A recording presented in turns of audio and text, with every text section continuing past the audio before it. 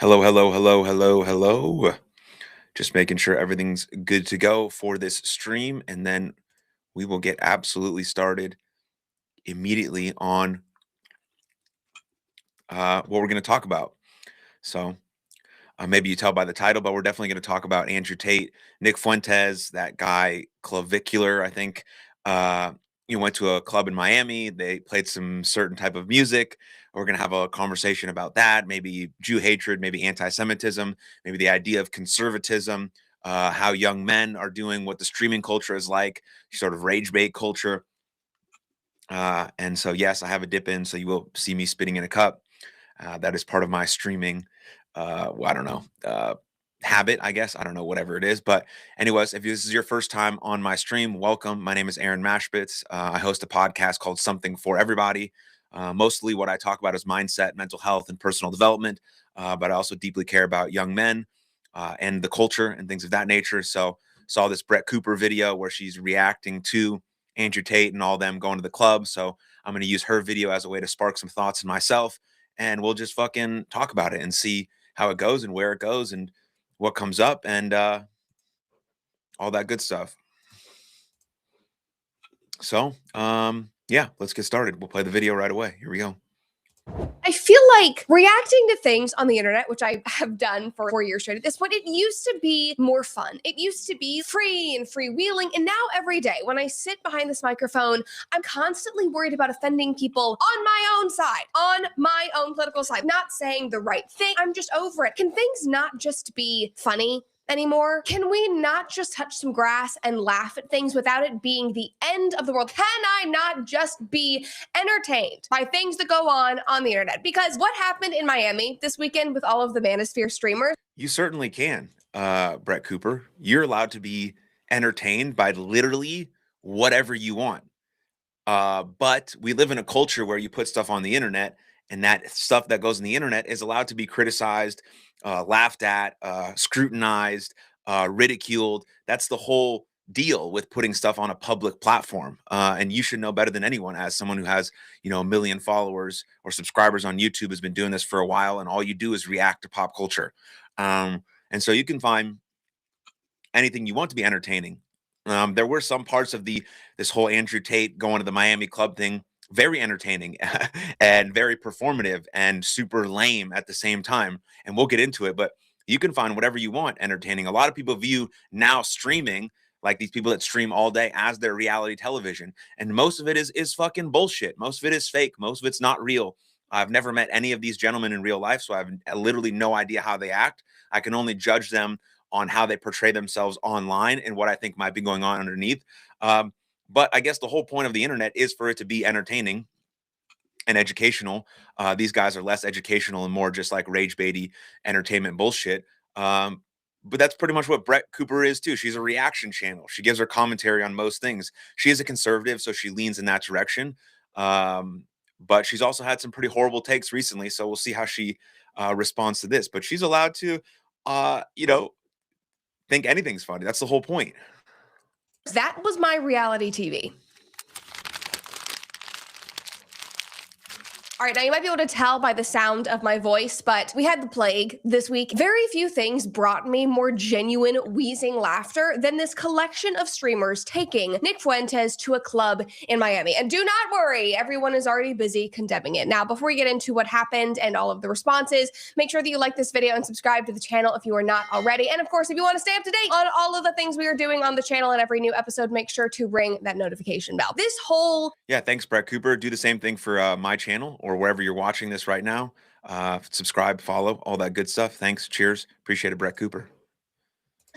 Streaming endeavor weekend, guys weekend. It was like a glorified bachelor party, but for the Manosphere streamers. And it all took place on Clavicular's stream on Kick. If you don't know who Clavicular, I have a video about him. Batshit crazy, like crazy story. If you don't know who he is, you can go watch that. Clavicular somehow assembled the Avengers of the Manosphere. He got the Tate brothers, he got I saw I saw this really funny thing on X that someone said Clavicular is the first male to male transgender.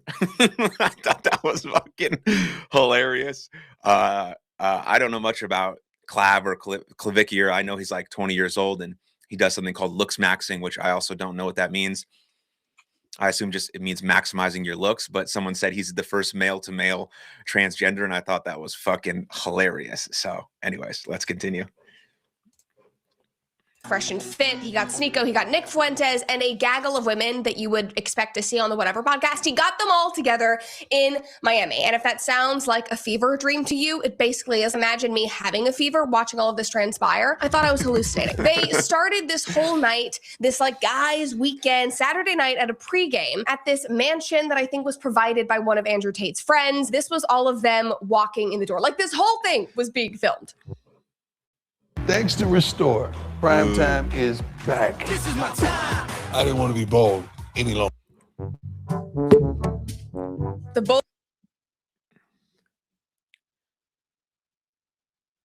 boys walking in. You see the cameras back there.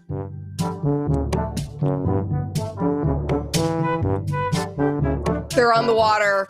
Oh, there's the ladies lined up by the water, just ready for these streamers to walk in and greet them. And that clip was posted, and somebody said, this looks like a scene out of a mafia movie. And then somebody else reposted that and said, the gay father, which was very funny. I have to admit, I laughed. The gay father.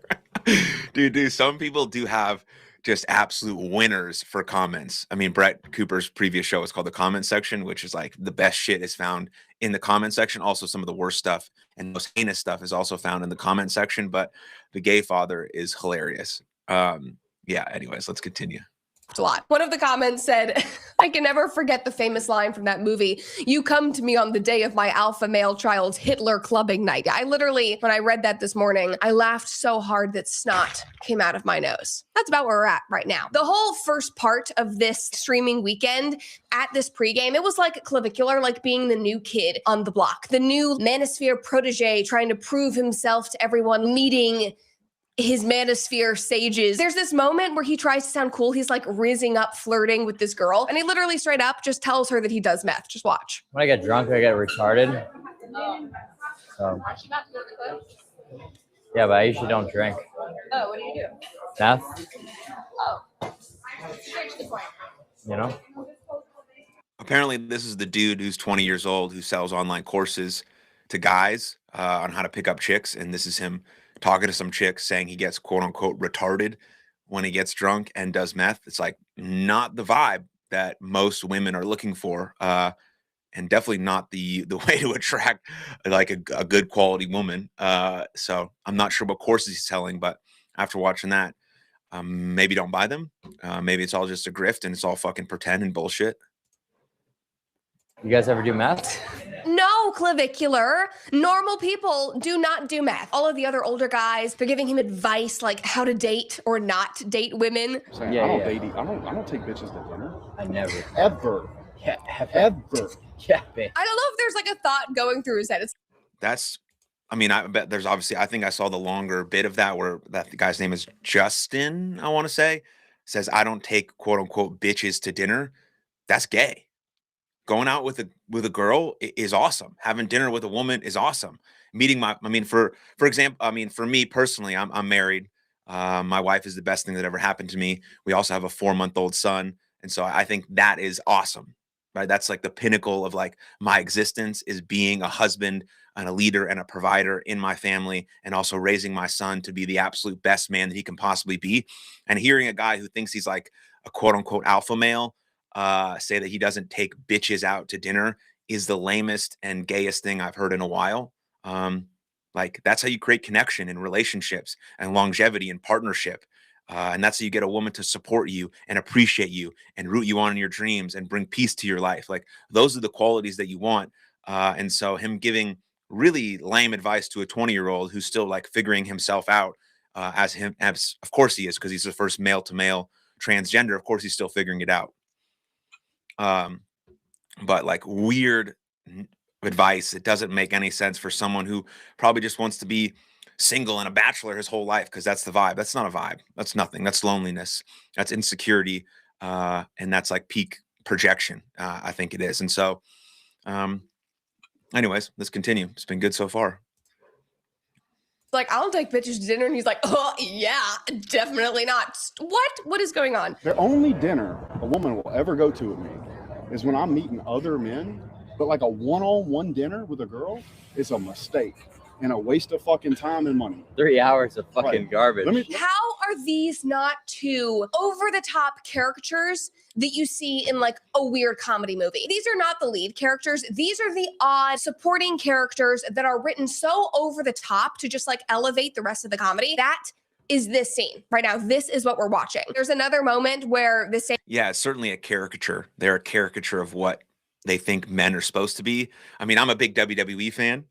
So nowadays in WWE, there's not much like over the top characters, but back in the day, you had like Undertaker, right? He's a dead man, but he walks and wrestles in the ring. Like, that's a character. You had Doink the Clown. That's a character, right? Andre the Giant, Hulk Hogan. Those are Macho Man Randy. Those are characters. Now, those are not real people in real life. They're playing a character. They're portraying something. And the same with these guys. Like, again, I don't know who they are in real life. I don't know who they are behind closed doors. But since they stream everything, it makes you think that this is really them. But then it also makes you think like everything is for the clout. Everything's for social media clicks. Everything's for clickbait.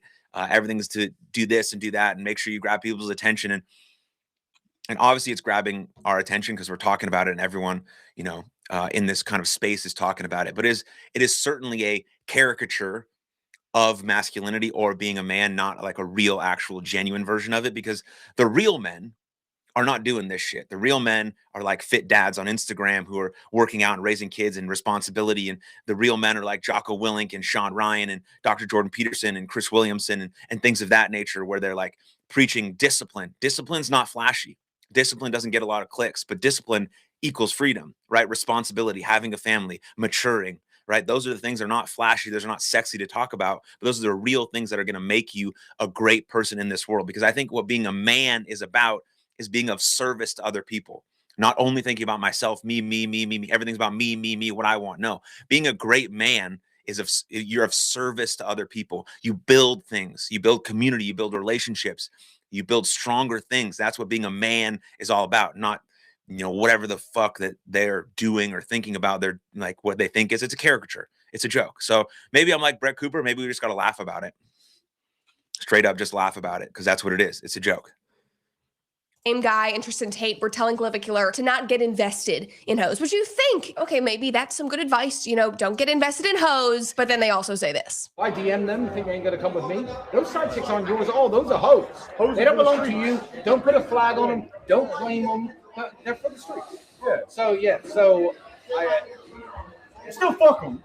Yeah, of course. Classy. Love that for sure. Now, by the way, the guy in that video with Tristan Tate, his name is Justin Waller. On comment section, I once made fun of him for his suits and his pants being way too tight, which I stand by that. They are far too tight, Justin. I will always say that. But I'm pretty sure that I ran into him after the fact and he was very nice and considerate. I think that he did Michael Knowles' show or something. And Michael was like, Brett, you gotta come see Justin. And I was like, oh my God, I literally was just crapping on this man for how tight his suits are. They are far too tight. Anyway, the whole stream to me was just more evidence that Clavicular, as this new social media figure and young man, that he really has no ideas or core values. He is just there mogging. Like, the only thing that this man thinks about is looks maxing. Like, his brain must be damaged from like hitting himself in the face with a hammer and doing meth. Just look at his face when Tristan Tate tried to talk about politics with him. I said I was going to vote for Gavin Newsom because he mocked JD Vance. You know what I mean? I called JD Vance a fat subhuman.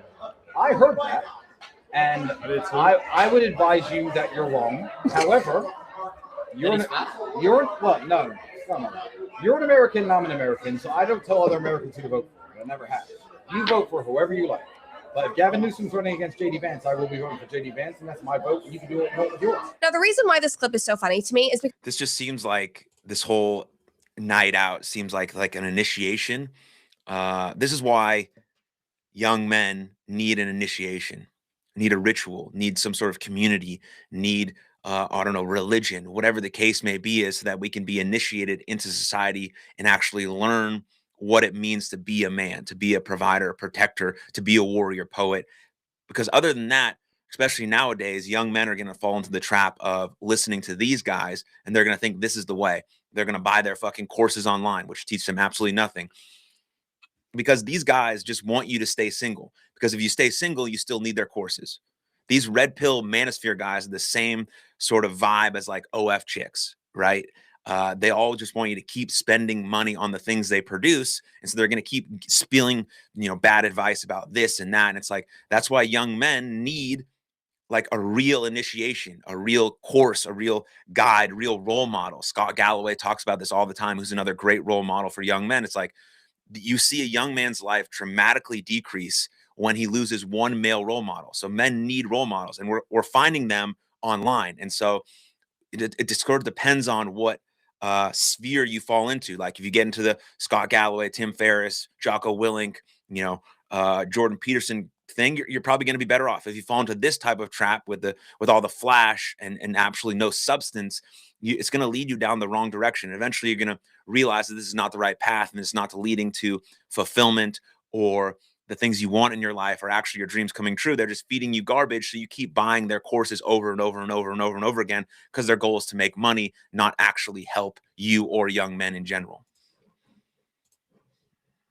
Because it starts off with Clavicular like thinking that he's going to have this mic drop moment. He's smirking. He's like, they're going to love this. Yeah, I went viral for saying that Gavin Newsom mocked JD Vance, and that's why I voted for him. And then Tristan's like, no, that is an absolutely idiotic idea. Say what you will about Tristan Tate, but he is absolutely in the right here. And he's like, no, as an American, I will vote for American interest, which would be JD Vance, not Gavin Newsom. And just like in the clip, if we zoom in, you can just watch Clavicular, the confidence like drain from his face. He's like, oh, but he's still trying to, keep up appearances. And then Justin joins in and echoes what Tristan's saying, and then it's just over for him. And this type of thing just kept happening throughout the night. When they were on this party bus, which we'll talk about later, Sneeko and Fuentes, they were talking about their content, and they pushed back on Clavicular doing content with OnlyFans girls. And the moment they pushed back, he just folded. He stands for nothing. Just watch. People will say, oh, you're promoting OF wars. It's like, if you don't have the willpower to not buy a fucking porn subscription, that's just on you. Okay. He thinks he has a mic drop moment. He's looking over at the camera and he's like, if you don't have the willpower, that's on you. And then just watch. Imagine being able to build an app with your name on it just by thinking about it. Meet Base 44. No. Silence. You agree? Yeah, I mean, I agree it's not your fault that people are buying it, but I do think the content with OF girls is like inherently promoting it. Yeah, I know. He literally folds immediately. He says, yeah, I know.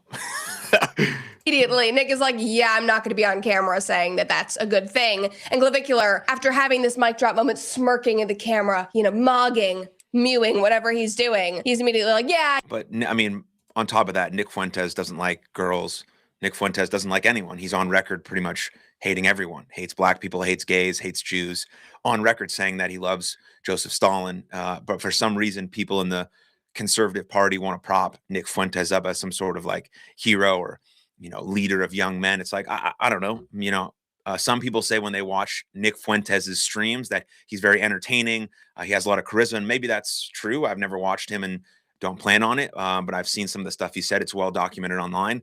And he doesn't seem like a good dude who cares about people, because he hates mostly everyone. And he's said that over and over and over again. So I think we should believe him on that for sure. Yeah, no, you're right. I probably shouldn't do that. He is the small puppy in this live stream. He is the protege. He is desperate to win the approval of the Tates, of the Justin Wellers, of Nick Fuentes, all of those things. All right, now I kind of got off track with the whole. Well, he's 20 years old, so he grew up in this age. He grew up where the cool thing to do is to be on social media, is to be an influencer, is to be a streamer. So he's literally going to do anything in his power to be in this group, which he thinks is the cool people, because these are the people that have, quote unquote, the money, and they take a bunch of shirtless pics and they look good and they're around girls all the time. But none of them, you ask any of them for real, are they fulfilled? Are they happy? Do their lives have meaning and purpose? Right? Are they really, really living in alignment with their core values? Do they have core values? Are they being of service to the world? And so Clavicular, however you say it, I don't even know his real name, but he wants to be part of the group so bad. He's willing to do anything. He's willing to morph and change and shapeshift and change his whole body and the way he looks and his appearance, just so he can maybe potentially fit in with this group. And that's not any way to live your life. Like the superpower that we have as human beings is our authenticity. Now, over the course of your life, it's going to change in different seasons. And when you become different people, like I'm a different person now as a husband and a dad than I was 10 years ago when I was a professional wrestler. Right. But you still want to, at least over time, develop a sense of identity, which is your repeated beingness. And Clavicular, fucking don't want to say his name more than once, has no idea. He just is trying so hard to fit in this group because he thinks this is the cool clique. And it's not. These guys aren't cool. They're pretend. They're all caricatures and masquerading as something that they think is cool because it has gotten them recognition online. It has gotten them positive feedback and positive reinforcement, and they enjoy that. And so they're doubling down on the same thing. How do I get more attention? How do I get more attention? I have to do more crazy stuff, more stuff, more stuff, more stuff. I have to do the Heil Hitler thing. I have to, be a Nazi, and I have to play this crazy song that's banned because I love free speech, and you're not going to ban me from anything. And all of that stuff just gets out of fucking control and you have to do more and more and more and more and more. Very similar to an OF girl who starts doing like just, what they post on Instagram, but then you have to do more to keep the attention, and more and more and more and more and more and more. And all of a sudden you're taking, 50 dudes in the back door. That's the version of what these guys have to do and are doing. Clavicular thing, but this actually is a good segue because from there, the boys, the bachelor party, their selection of women, they get on that party bus and they go to the club, which I'm sorry, just seems like so awful and nasty. Kill me if I am ever found in that environment. That is the last place on earth I would ever want to be. This is what was happening. Club culture to me is just like apocalyptic. They're in a VIP space, which should be nicer, and yet they're still packed in like sardines. They're screaming over each other. There's flashing lights. There's women, they're just standing around looking at their phones. Nobody's dancing. Andrew Tate in some of these videos, like he honestly looked a little embarrassed. Stop pretending that this is an enjoyable, fulfilling, fruitful way to spend a Saturday night. I can smell the vodka and the vape smoke from here. Clips from there started going viral as well, and people online were obviously entertained because they're going viral. People are commenting, they're talking about it, but no one really seemed to think that this was admirable or aspirational, understandably. Like somebody posted and said, what the F happened to this country? Nothing about this scene is a win for America, which I would agree. We have Groiper incels standing clustered like wallflowers at a high school dance looking awkward and out of place. Everyone looks bored and out of their minds, masking their boredom by vapes, pills, or endless phone checking, which it does sum up a lot of modern young Americans. Watch that video again. All of the girls, they're just standing there scrolling on their phones. You're out in public. Well, everyone's there to get the shot, right? Everyone's there to get it on their Instagram to say they were there. Now, if you're, 21, 22, 23, 24, 25, whatever, like you're a young man in the game, I went to a bunch of clubs. I went out, I partied with my boys. We had great fucking times. But there's a time where that comes to an end. And when we were at the bar, partying, we were partying. We weren't doing, there for the clout. We weren't streaming it. We weren't on our phones. We were there to have a good time. And mostly we're there to have sex with girls, but these guys don't even like girls. They're not even talking to the girls. They're not even trying to do anything with the girls. And now when you get past a certain age, that whole scene becomes ridiculous. You can't be there anymore. You have to start building and becoming more mature and actually adding value to society. Young men are still learning what to do, how to express themselves, how to develop their excellence, who they want to be in this world. And so there certainly is a certain age cutoff where that is like appropriate, and it's not admirable. It's not cool. If you are a young man, which Clavicular is, fine, right? We all do the same thing when we're young because we're trying to figure ourselves out. But when you get to the age of these other guys like Waller and Gaines and it's like, no, that's not the vibe, dude. There's other stuff you could be doing, like maybe spending time with your children or doing something like that, or building a relationship, or like building anything up that's positive, incredible, and real. Anyways, here we go, back to Brett.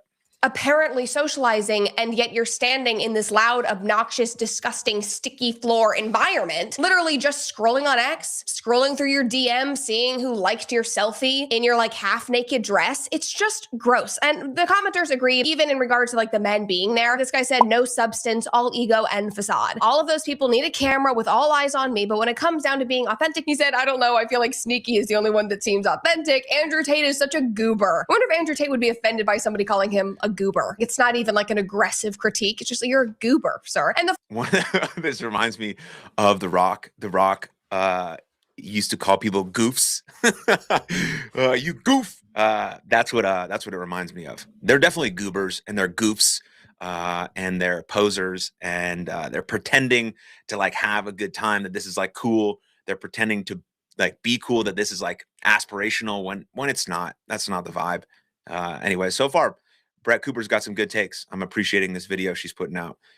because I do appreciate the entertainment value. That's the whole point, is to have fun with this whole thing, but also to critique it in a real way so that when young men do watch any of this stuff, they understand what's aspirational, what's pretend, where can they go with their life, where's a vision for my life, how can I be a great man, what does that actually look like, what are the steps, what are the fundamentals, what's the foundation of being a great man.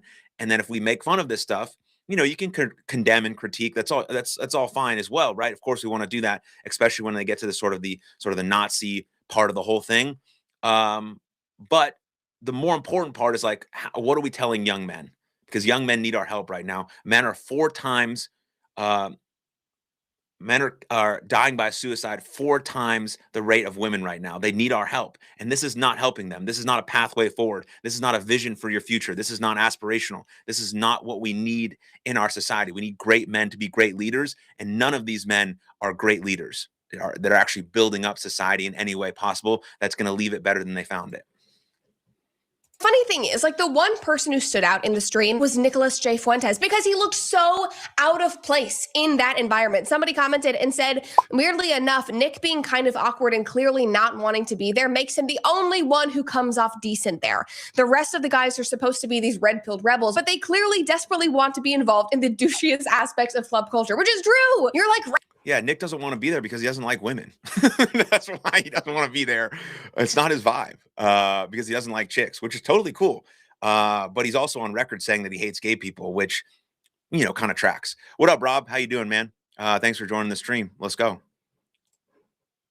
Rebels, you're these like masculine bros, but you're desperately hoping to be perceived as cool, and you're using a Miami club to do that. And you'll probably argue and be like, we are cool, you're talking about me. Yes, you went viral, but again, is that actually a measure of coolness? Is this something that other people should aspire to do? Are you actually happy? Like, take the likes and the attention and the clicks and the hoes out of the scenario. Are you actually happy? The only person on camera who wasn't pretending to be super into it was Fuentes, who doesn't drink, he doesn't do drugs, who is abstinent, he's a virgin. He was the only relatable one there because of how obviously out of place he was, which made the entire thing so genuinely hysterical. People despise him. They hate him. They are like drooling out of their mouths out of anger. And I'm like, can we just like stop for a second and look at these clips? Because they are objectively funny. This entire weekend was basically 40-year-old virgin, but instead of Steve Carell, it was Nick Fuentes. Who wants penis cake? You guys, steady cocker. They kept trying to hook. No, it's funny. But Brett's right in that regard. Is this a recent Brett Cooper clip of her tearing into? She's not really. She's Brett Cooper's reacting right now. If you came in late to the stream, she's reacting to the Andrew Tate, Clavicular, Nick Fuentes thing that happened over the weekend in Miami, and I'm using her as a way to bounce some ideas off of.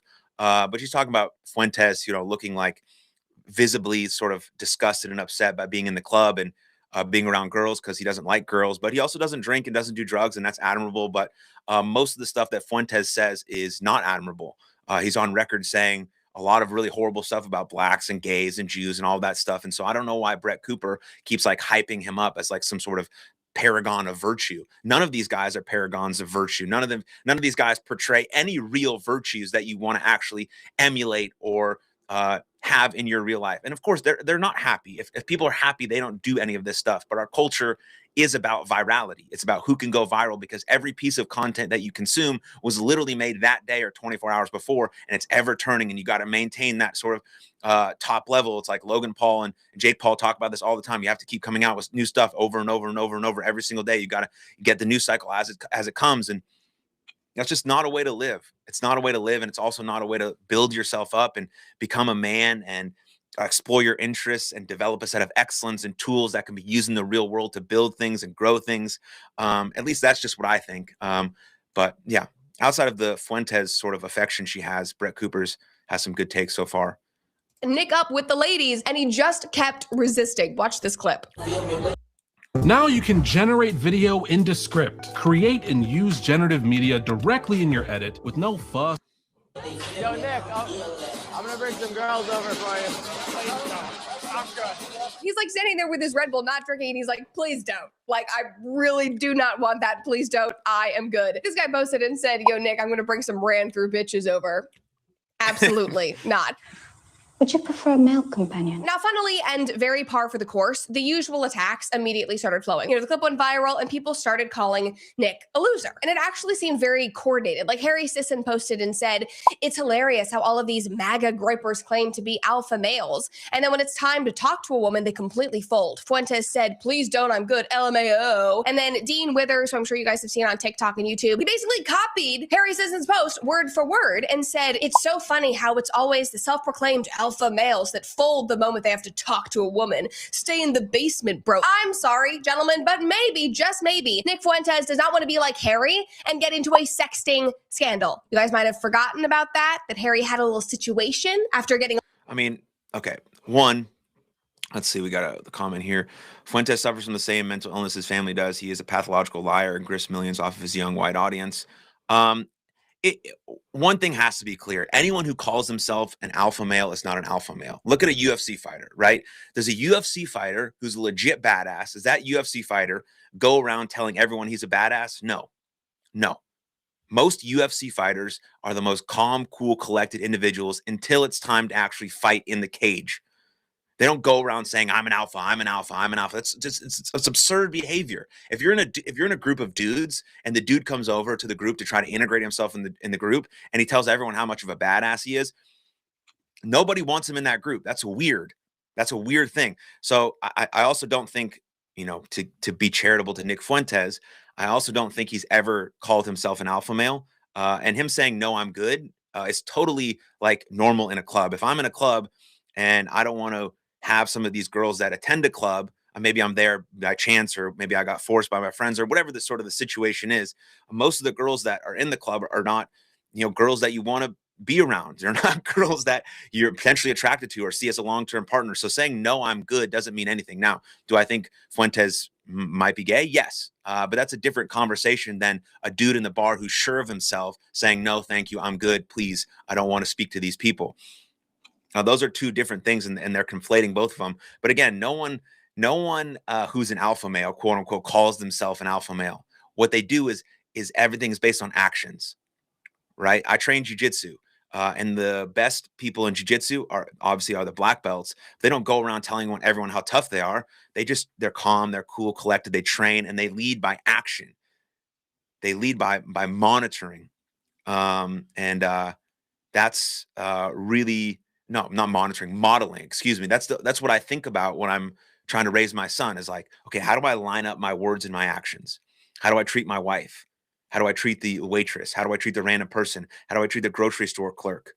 Right? Those are how I want to model the behavior in this world that I deem important. And it's based on my actions, not the words I say. I can say whatever words I want, but now on social media, you can hide behind the camera and on the screen and say whatever words you want and make it seem like you're cool and you're tough, especially you have charisma and flair like Fuentes or Myron Gaines, who do have flair and charisma. And so they attract an audience.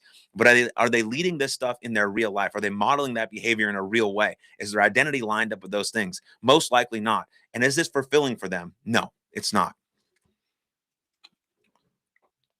Yeah, Brett Cookin, you don't want 304s from the club. Right. So someone saying, no, I'm good, is because they don't want that type of woman. So that's totally normal and fine. And so people are going to, because these are like right-wing conservative people, which, that could be, debated, of course, for sure. Everyone on the left is going to hate on them because it's easy to do that. But that's also kind of lame as well. Here we go. Love that. The Tate brothers used to groom and rape girls. Never forget that. Never forget what those poor women and girls have been through. Absolutely.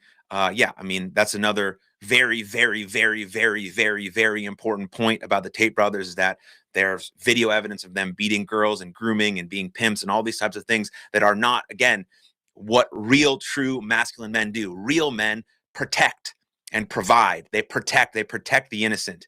They protect people who are, weaker than them. They don't manipulate and gaslight them and take advantage of them. That's not what strong, capable men do. Anyways, here we go. Brett Cooper. A little getting at it. too many women on his Snapchat roster. Miami club rat hoes are not worth the risk. That is common sense that you apparently lacked, Harry Sisson. All right, anyway, moving on from that. The next night, so this is on Saturday night, then on Sunday night, the three amigos, so Clavicular and Sneeko and Nick, they decide to go out again, but this time they're not going to the club. They're having a classy dinner. They've got wine glasses in front of them. They're kind of continuing the whole like gay father mafia theme because Sneeko and Fuentes literally look straight out of the movie Scarface, like Tony Montana and Sosa, you can see right here. I would love to know. I'm asking genuinely, like, did you boys like coordinate your outfit? I genuinely have to ask because I am a female. I remember seeing clips because both of you went to Kanye's Thanksgiving and you were like texting about what you were gonna wear. Did you go out and you're like, we're gonna do Scarface tonight? And was Clavicular your Manny Rivera or whatever his name is? I have a picture pulled up here. Like, this is the 1983 version of mogging. Also, this clip of them going to dinner or leaving dinner just killed me. Watch this. Let the wind. Well, it's down here, right? Yeah, no, it's one more up and to the right. They're just walking through the streets of Miami, and I don't know why this particularly killed me, but they're walking by a North Italia, and I'm like, are you gonna go in for like some spicy vodka pasta? Like, is that on Clavicular's like looks maxing diet? I don't know. The thought of them being in North Italia did kill me. Anyway, now I do want to get into the internet's response and the one thing that really set everyone off, but I do have to say, like in thinking about this whole weekend, pondering it after I consumed this content for all of you guys, it seems like Sneeko and Fuentes like actually have aura. If I'm going to use that Gen Alpha, Gen Z, I don't even know what kind of term it is. Like it or not, there is a sense of self-assuredness and confidence with the two of them. Like Clavicular, he's trying to like, hey. They do not have aura. They do not have aura. They have aura behind a camera. They have aura when they're on their stream. They do not have aura in real life. They do not have aura in real life. They don't have real confidence. Confidence really means intense trust in oneself. That's what it really means. And Fuentes and they don't have trust in themselves. They fly by the seat of their pants. They go with whatever direction is going to get them clicks and views. That's not confidence. That's not now. So I guess they might have aura because they have some sort of like charisma with the way they speak and their mannerisms. That's why they've attracted an audience. But they don't have like real conviction in their beliefs. Real conviction in their beliefs. I mean, I saw another video where Sneeko's supposed to be like a Muslim, maybe he doesn't drink or anything like that. And then he's on stream, like ordering shots and drinks. And it's like, people will do whatever they can to gain an audience, to get some clicks. That's not confidence. That's not what real men do. Real men stand behind their words. Their words and actions line up. They have conviction. They have true beliefs. They have confidence in themselves. They have intense trust in themselves. They provide, they protect. Those are the things that create actual aura and charisma, not this sort of pretend version that we see now on social everywhere. So I don't agree with Brett at all on that take. Out with him. He wants it. He wants that aura so bad, but it just ain't there. Like, unfortunately, when I look at Clavicular, I cannot get the image out of my head of him standing on books trying to appear taller while wearing chicken cutlets on his shoulders so that he seems more muscular. That is not aura. And like, do I agree with Nick Fuentes all the time? No, obviously not. I do not agree with anybody online 100% of the time, but I am sorry. The man is funny. Sue me. And this was prime entertainment. Nick Fuentes. I mean, you're allowed to think it's funny, but Brett Cooper also had some pretty bad takes recently. Like she refuses to call out Candace Owens simply because she thinks that Candace Owens is her friend. And maybe she is. Great. They have a great relationship. But if you're a real friend, like real friends hold each other accountable. That's what real friends do. Real friends don't just say, oh, you're doing great. Everything's fine. It's all good. No problem. No, real friends hold you accountable. Real friends tell you when you're fucking up. Real friends, when you see that you're going down a path that's dark and not helpful and maybe not good for your health or society, and they tell you that. They hold you accountable. They say, hey, this is not the right way to go. And she refuses to do that with people she calls her friends. And so that's kind of ridiculous and also discredits some of the stuff she says about anything because of her sort of refusal to acknowledge some stuff that's very glaring and obvious about Candace Owens and her sort of downward spiral and all the conspiracy theories she speaks about and sort of the harm and danger she calls, especially around the Charlie Kirk stuff and all that. Yeah, of course, that's an obvious statement to say. I don't agree with anyone online 100% of the time. That's obvious. That's just like a blanket statement that everyone obviously agrees with. Duh. I change my mind. I don't agree with me 100% of the time. I change my mind on stuff all the time. So I don't even agree with me what I say 100% of the time. That'd be insane if you did that with another person. So of course you can say that about pretty much anyone. And that gives you sort of this layer of cover, which is kind of fucking ridiculous.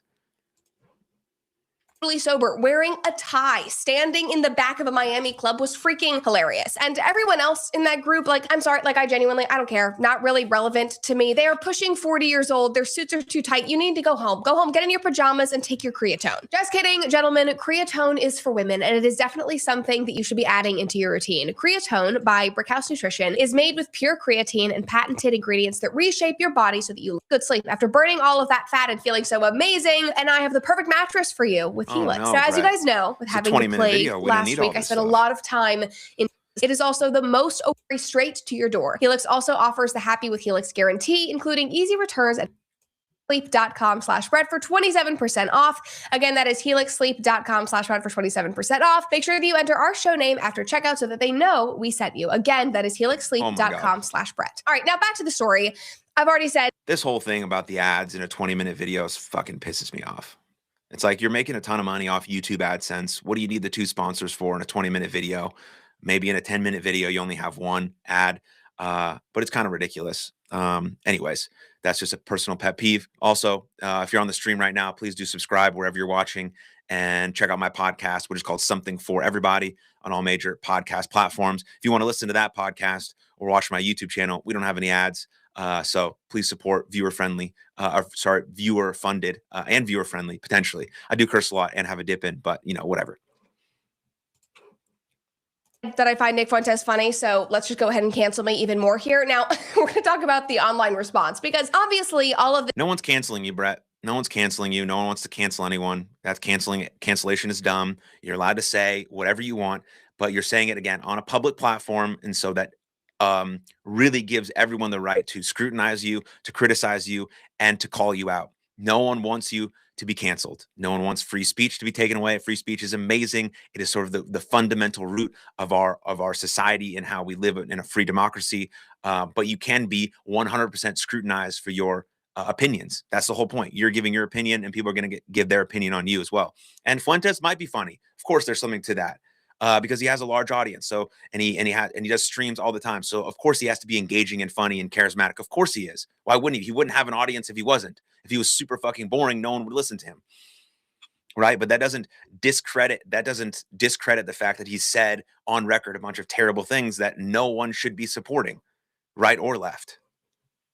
This took place in the middle of the night on Saturday when most of us normal sane people were warm in our beds. But once everyone woke up on Sunday morning, the internet lost their minds. Mostly because this squad, they did one specific thing. They had the club play Kanye's song that I will call NHH. And I am sure you know what that is. And suddenly, after seeing that, everyone logged online to comment and condemn. The club responded. They put out a long statement saying that they are striving to be inclusive and they are standing against anti-Semitism. The ADL commented and made a statement. The mayor of Miami got involved, and that anti-Semitism and hate speech or the normalization of extremist ideology has no place in our Miami Beach community, our nightlife, or any public setting. And it is completely true that he thinks it has no place in Miami. That is fine. And it is true that he is taking it very seriously. In fact, he allegedly has officers going door to door in Miami checking on people who have posted things about him online on Facebook that the mayor of Miami deems anti-Semitic. Welcome to the future of press wires. EIN Press Wire. Everyone's inner. Is that your account? I refuse to answer questions without my lawyer present. So I really don't know how to answer that question either. Well, like I said, you're not going to This is freedom of speech. This is America, right? This mayor has even threatened to evict a movie theater for trying to play an Oscar-winning movie that he also deemed anti-Semitic. It's not helping your cause. And to that point, all of these statements, I do not think that these streamers care. They actually kind of love it. Post all you want. Yeah, that shouldn't be happening. You should be able to say and do whatever you want. If you keep telling people they can't fucking do something, they're going to keep doing it. Now, there was this thing a while back about there should be a rule about being anti-Semitic. It's ridiculous. It's ridiculous. I'm Jewish, and there is a rise in anti-Semitism for sure. We can see that with the rise in violence. But telling people they can't do this or that or say anything about it is the most ridiculous thing that's going to happen. And young men are becoming more anti-Semitic, and there's probably a reason behind that. I think that is that young men feel again, I said men are 4 times. Dying by suicide 4 times more than women these days. And young men are specifically struggling because they think the system is rigged against them. And so the whole conspiracy theory now is that the system is run by the Jews.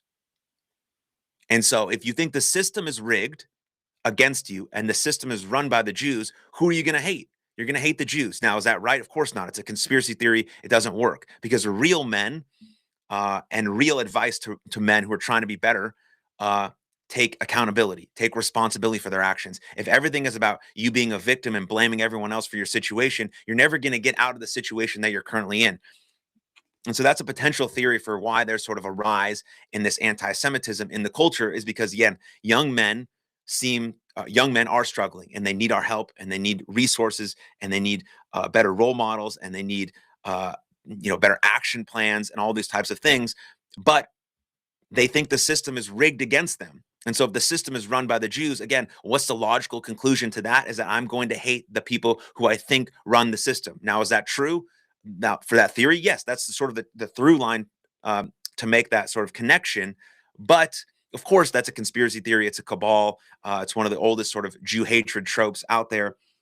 That the Jews run the world or whatever the case may be. It's like, no, that fully takes the responsibility of your life out of your hands. Why is it so special to be a human being in this world? Is because we have agency. We have choice.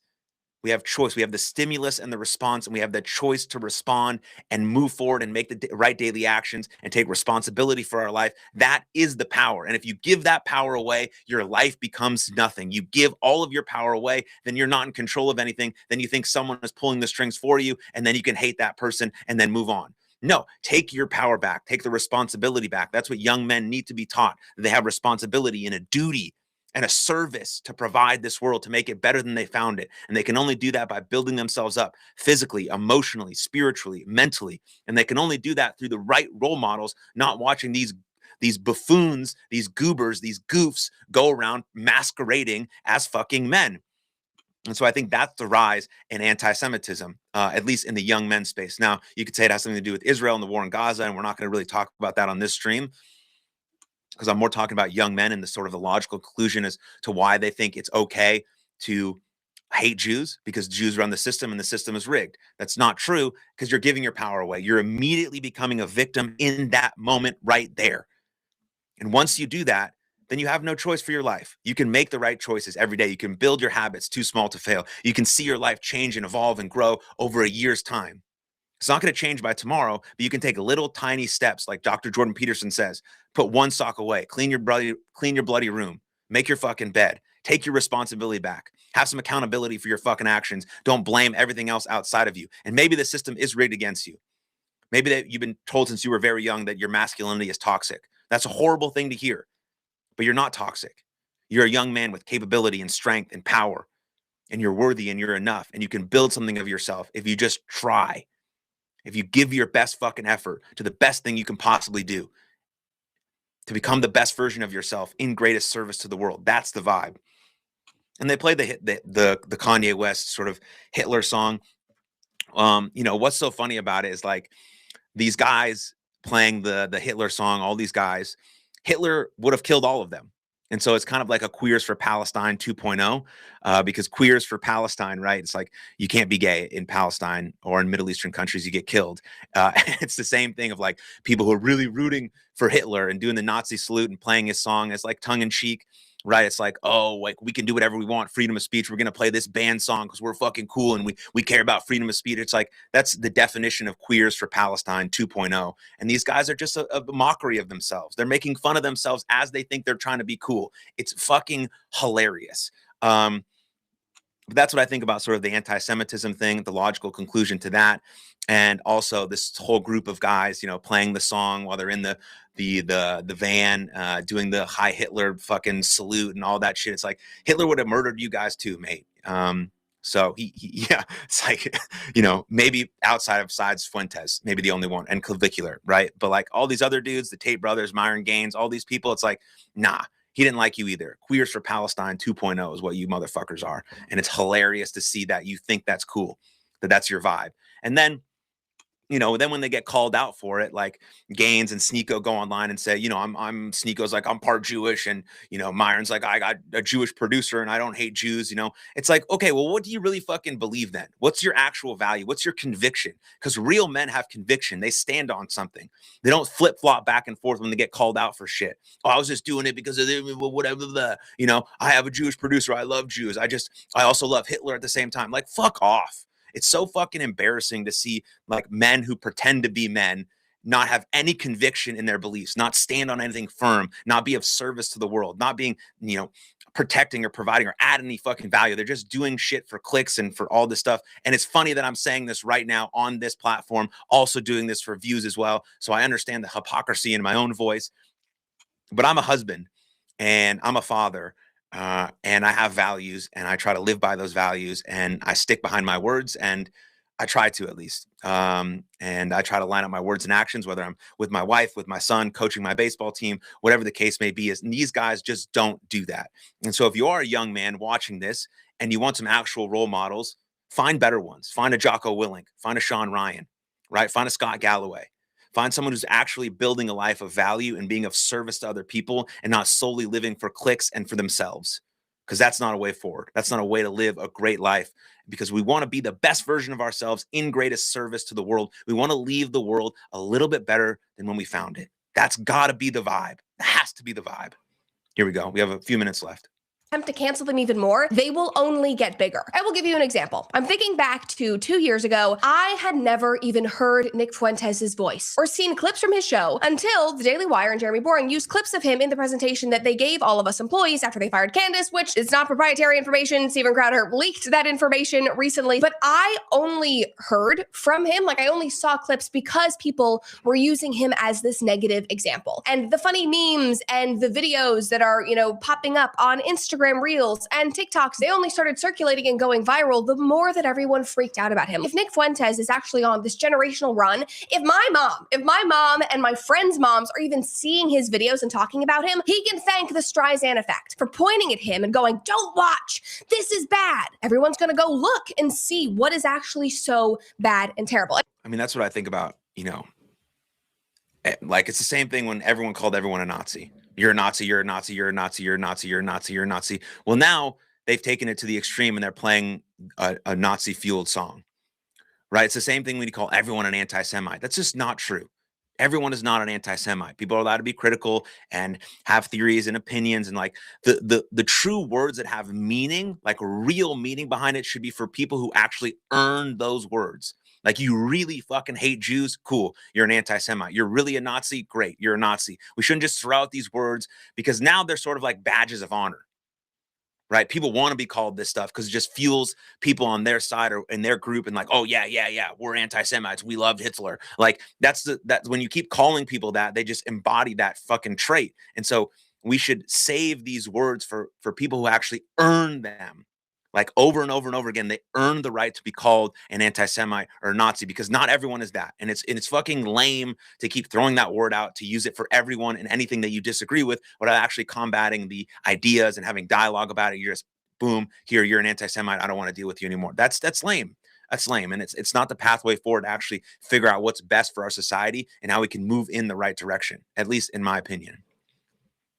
Anyway, back to the point about the clubs and the condemning and Kanye's song. If I am not mistaken, and I am treading on treacherous territory here, but you're kind of proving the point of Kanye's song. And I'll probably get heat for this. I don't really care at this point. Like, on the surface, yes, you can say that this song is gross. It is disrespectful. You can say that it was made by psychotic Kanye, whatever you want. But Kanye's argument, allegedly, for releasing it was that you can rap and sing about killing and shooting people. You can hype up black on black crime. You can throw slurs at white people. You can sing the N-word, and all of that is celebrated. It wins Grammys. It is played at clubs and bars. But this song specifically gets you pulled off of Spotify. It gets you condemned by the mayor of Miami. Cernovich had a common sense take, and he said, nearly all rap music is hate speech. That was the meta of Ye's song. You can sing kill and this, beat and that, and it's rewarded and promoted. Outside of the political inflammation and all of those responses, other people online were just talking about whether this event was even cool or inspiring, whether this attempt to be perceived as cool was actually successful. And obviously, it was entertaining. It made waves. I laughed. I cried. cringed. I'm obviously here doing an entire episode about it, but it felt influential in the way that trash TV on Bravo is influential. Like everybody's watching, everybody's commenting, you know, we have our popcorn, but it's outlandish, it's performative, and it's shallow. Like it's certainly not healthy. We can at least say that. It's a bunch of dudes sitting around with half-naked hoes, drinking and doing drugs, busting their eardrums out, being squashed together like sardines in a sticky club where I feel like STDs are like floating through the air. That's not healthy. And I feel like a sane society should be able to say that that is not healthy. However, I will say,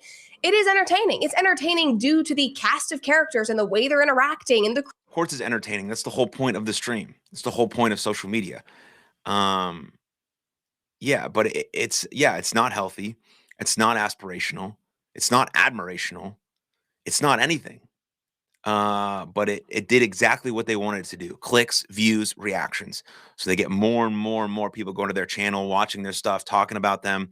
But it's like sort of the peril of our society. The same thing talked about with any, you know, big person online who creates a lot of content, has a lot of controversy. People are like, we shouldn't give Candace Owens any more publicity. It's like, she has one of the biggest channels in the whole world. We're not giving her any publicity. But maybe these people, maybe we should stop talking about them. I don't know. But for me, reacting to this type of stuff and using Brett Cooper's video as sort of my bouncing pad for ideas, it's like, I care about young men, and I care about the plight of young men, and I care that young men are deeply, deeply struggling. And if these guys are the guys that we're propping up as like paragons of virtue and sort of the pinnacle of masculinity and manhood, then we've fucking fallen off.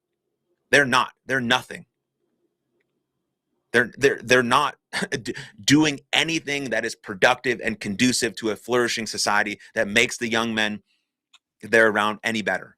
They don't. So what we need to do is we need to find a way to prop up better role models, have more community, to have more systems in place that help young men flourish into the men that they can be. Because one of the great things about becoming a man is your ability to display your excellence in different domains. But now men feel like they can't do that because everything is online and everything's behind a screen. And so we need to find a way to get out into the world and, as Brett Cooper says, touch some grass, but also be involved in different communities where we see men that we actually want to be.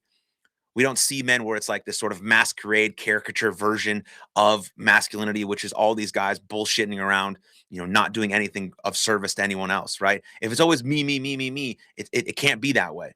That's a selfish life, and it's not the one that we want to live. Again, best version of you in greatest service to the world is the vibe, and we need the right role models to present to young men so they can strive for something great. They can see a future for themselves that's awesome. They have hope for their life. Right? They build dignity and values and virtues that are aspirational, that can be responsible and accountable and make the world a better place and have a family and raise kids and be leaders in our society. That's what we want to try and build, not whatever fucking Tate and Fuentes and all these dudes are doing. It's just not. It's not it. It's a caricature. It's a masquerade. It's a WWE skit of what masculinity should be. Cringe and all of that, but it is nothing that I would want my son to look up to. It is not a situation that I would want to be in. It's not a situation I would want my daughter, God forbid, to be in. And I would say the same thing about the majority of, you know, trash TV, reality TV slop that a lot of Americans consume. And it seems like there are a lot of people online who are being holier than thou that are not able to laugh at any of this. Like, I feel like people have lost their sense of humor online, which is wild because just a few years ago, we were attacking the left and saying, you guys, you have no sense of humor anymore. Comedy's dead. You're not edgy. You're not cool. And then I look at the political right and everybody's clutching their pearls over everything. Like, do you not scroll on TikTok? Have you never watched an episode of The Bachelor or seen, you know, housewives throwing shoes at each other? Have you never watched, what's that crazy Netflix show where it's a bunch of like sex addicts trying not to sleep with each other? Like, you can find something funny without being morally or ideologically aligned with every aspect of it. And obviously, yes, we can argue about whether that is good for society or not. I would argue that it is not. But do not pretend like you are holier than thou and like you have not indulged in something like this. And then the last thing I'll say, to try to leave this on a more positive note, is that it does seem like there. No, I agree. I mean, I agree with that regard. It's like we shouldn't virtue signal, right? We shouldn't think we're more moral or ethical than someone else. It's like it is okay to laugh. Obviously, I love comedians. That's why some comedians have some of the biggest podcasts in the world, because they can sort of balance between being serious and comical, and it's really entertaining to watch. But I think there becomes a line where it's like, it's not entertaining or comical anymore. It's actually a hindrance to society. It's actually a hindrance to the young men and the people watching it, that it must be critiqued and it must be called out.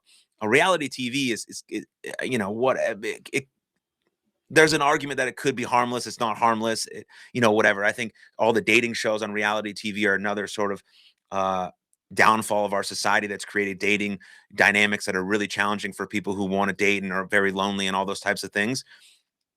But of course, we should be able to laugh and see the humor in things, right? That's the whole point of life, is also to enjoy it.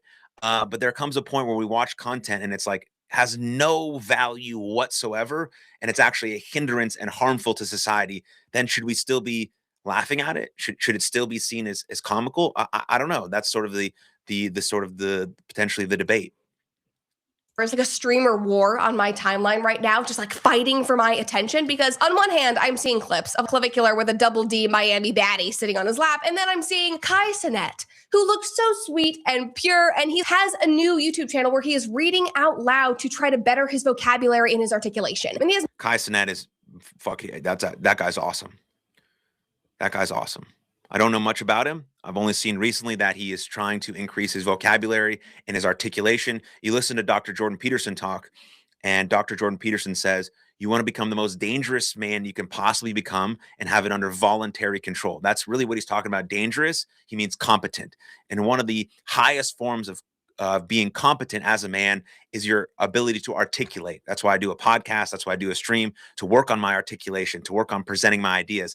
And to see that streamer Kai Cenat, you know, doing that in front of millions of people, learning to read in front of millions of people, him willing to be a beginner and be cringe and be a fool is amazing, And he should be applauded and congratulated for that. And that's a role model that I wouldn't mind my son, who's 4 months old right now, watching, saying that guy is trying to learn out loud.